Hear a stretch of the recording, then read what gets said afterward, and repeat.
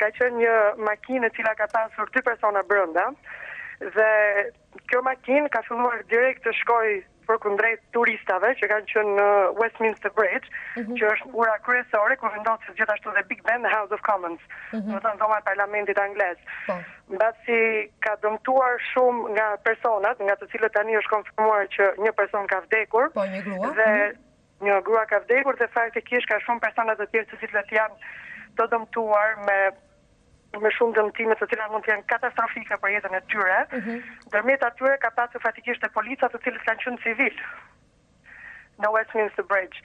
Dhe më pas ajo makinë, mbasi ka kaluar, ka tentuar të hyjë tek hyrja kryesore, tek dhoma e parlamentit, dhe një nga personat ka dalë nga makina, ka pasur një thik dhe ka fatikisht ka plagosur me thik një nga policët, një nga oficerët që ka qenë aty në hyrje të dhomës parlamentit, dhe sapo u dha në median britanike që ai personi fatikisht vdiq. Po, ka humbur jetën. Ndihmës ka humbur jetën, pavarësisht domethënë se ndihma e parë ju dha nga njëri nga ministrat të kabinetit, një nga ministrat e kabinetit të zonjës Theresa May.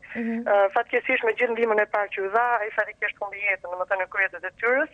Dhe tani komplet zona e Westminster që vazhdon fatikisht ka marrë komplet pjesën e zonës Whitehall, ku është the Downing Street, zonës Theresa May, e cila pritet që më vonë të bëjë një takim urgjent të kabinetit Kobra, që është kabineti i sigurisë lartë në Mbretërinë e Bashkuar, pikërisht domethënë për të parë domethënë ku është gjendja në Londër. Dhe kuptohet domethënë që ka shumë terror në rrugë dhe panik ndër njerëz. Megjithatë, këto kanë policia britanike ka lëshuar më shumë se normalisht policë të armatosur dhe polica civil në mënyrë që të sigurojë që njerëzit të shkojnë në shtëpia sonte